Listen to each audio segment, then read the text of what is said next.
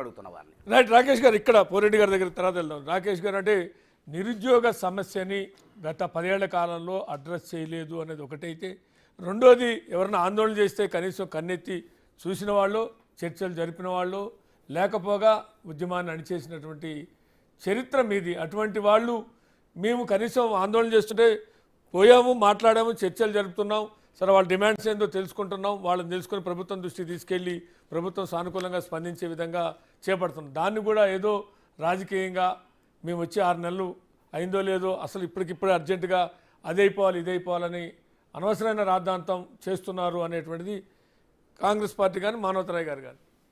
Good evening అండి. Good evening Poreddy Kishore Reddy గారికి, మానవతరాయ్ గారికి, శ్రీనివాస్ గారికి, 10 టీవీ బిగ్ టీవీ ప్రేక్షకులకు.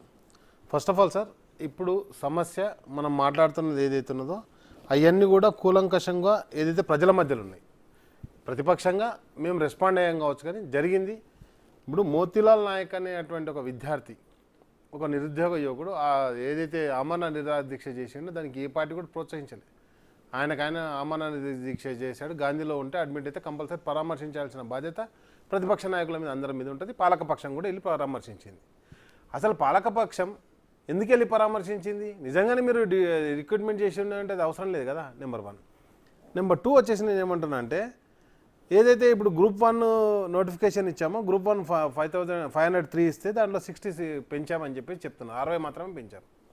అదేవిధంగా గ్రూప్ 2లో 783, గ్రూప్ 3లో 1385 ఇవే ఉన్నాయి. వాటికే ఎగ్జామ్ కండక్ట్ చేస్తున్నాం. కొత్తగా ఒక పోస్ట్ కూడా దానికి యాడ్ కాలేదు. ఇవన్నీ కూడా మేము గతంలో ఇచ్చిన నోటిఫికేషన్, దానికి కొత్తగా వీళ్ళు యాడ్ చేసింది ఏం లేదు.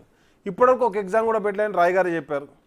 మొన్ననే ఒక ఎగ్జామ్ పెట్టినాం. అంతకుముందు గతంలో ఇచ్చినటువంటి అపాయింట్మెంట్ ఆర్డర్స్ అన్నీ కూడా మేము బీఆర్ఎస్ పార్టీలో కేసీఆర్ గారి ప్రభుత్వంలో రిక్రూట్ అయినాయి. దానికి ప్రత్యక్ష ఉదాహరణ ఇగో ఎల్బీ స్టేడియంలో ఏదైతే ఇక్కడ సీఎం గారు మీటింగ్ పెట్టి వాళ్ళందరికీ బస్సులలో ఎక్కించుకొచ్చి వాళ్ళకి అపాయింట్మెంట్ ఆర్డర్ ఇచ్చారు. అపాయింట్మెంట్ ఆర్డర్ ఇచ్చిన తర్వాత ఏం చేశారు, ఇక సంతోషంగా ఆనందంగా వాళ్ళు పెట్టుకొని చూపించుకుంటున్న క్రమంలో మీకు కావాలంటే డీటెయిల్స్ కూడా ఇస్తాను.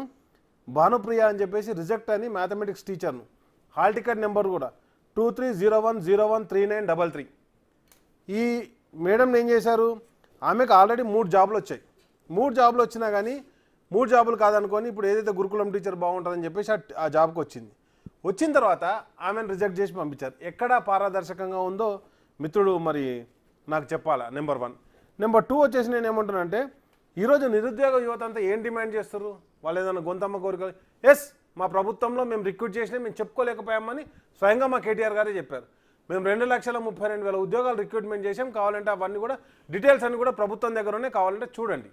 అండ్ నెక్స్ట్ వచ్చేసి నేను ఏమంటున్నా అంటే, ఈరోజు అడుగుతుంది ఏంది వాళ్ళు, మాకు ఏదైతే 2 లక్షల ఉద్యోగాలు ఇస్తున్నారో సంవత్సరం కాలంలో, ఆ 2 లక్షల ఉద్యోగాలు నోటిఫికేషన్ ఎప్పుడు ఇస్తారు? ఆల్రెడీ ఇచ్చిన నోటిఫికేషన్లు కాదు, పాతవి కాదు. మీరు వచ్చిన తర్వాత 2 లక్షల ఉద్యోగాలు నింపుతా అన్నారు.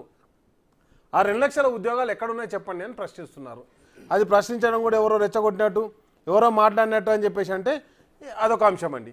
అండ్ నెక్స్ట్ వచ్చేసి నేను ఏమంటున్నా అంటే, గురుకులం ఏదైతే గురుకులాల్లో రిక్రూట్ చేసిన వాళ్ళని ఆల్రెడీ ఒక 100 మంది వరకు టీచర్లను స్వయంగా ముఖ్యమంత్రి గారు అపాయింట్మెంట్ ఇచ్చినాయి, అవి క్యాన్సిల్ చేశారు. వాళ్ళ జీవితాలు ఏంటో, వాళ్ళు ఆల్రెడీ ఉన్న జాబులన్నీ రిజైన్ చేసుకున్నారు, కొత్త జాబ్లో జాయిన్ కావచ్చు అని చెప్పేసి వాళ్ళు ఆనందంగా పోతుంటే వాళ్ళందరినీ కూడా రిజెక్ట్ చేశారు. మరి అసలు సర్టిఫికేట్ వెరిఫికేషన్ చేయకుండా గౌరవ ముఖ్యమంత్రి గారు ఎలా ఇచ్చారు, అది కూడా వాళ్ళు ఒకసారి చెక్ చేసుకోవాలండి. దానికి మరి మేమే బాధ్యులమంటే అది వాళ్ళ విఘ్నతకు వదిలేస్తున్నా. అండ్ నెక్స్ట్ వచ్చేసి నేను ఏమంటున్నా అంటే, ఈరోజు ఏదైతే ఉద్యోగాలు పెంచాలని జాబ్ క్యాలెండర్ని కరెక్ట్గా పర్ఫెక్ట్గా అమలు చేయాలని చెప్పేసి వాళ్ళు చేస్తున్న దీక్ష కావచ్చు, వాళ్ళు ఎవరు ప్రేరేపితం కాదు. దయచేసి నేను ఒక పాయింట్ చెప్తున్నాను. ఎందుకంటే ఇప్పుడు మేమందరం కూడా అదే విశ్వవిద్యాలయం నుంచి వచ్చిన, సరే మిత్రులు ఎవరున్నా లేకుండా నేనైతే పబ్లిక్ సర్వీస్ కమిషన్లో ఉమ్మడి ఆంధ్రప్రదేశ్లో సెలెక్ట్ అయినాను. నేను గెజిటెడ్ ఆఫీసర్గా పనిచేశాను, అన్న కూడా సివిల్ సర్వీసెస్ ఆఫీసర్గా పనిచేశాడు. కాబట్టి ఆ ఎగ్జామ్స్ ఎట్లా ఉంటే వాటి బాధ్యత ఏముంటుంది అనేది మాకు అందరికి తెలుసు. మేము ఒకటే చెప్తున్నాం, ఈరోజు మీరు ఏదైతే ఎలక్షన్లో హామీ ఇచ్చారో ఆ హామీలను అమలు చేయమనే ప్రజలు డిమాండ్ చేస్తున్నారు తప్పితే ప్రతిపక్షాలు కూడా డిమాండ్ చేయట్లేదు. మేము కూడా కొంత సమయం ఇవ్వాలి, వాళ్ళు కూడా ఆ జాబ్ క్యాలెండర్ పెట్టుకోవాలి, వాళ్ళు ఫైనాన్స్ డిపార్ట్మెంట్ అన్నీ తీసుకోవాలి అన్నాం. మేము ఇక్కడ ఏమన్నాం, నిరుద్యోగ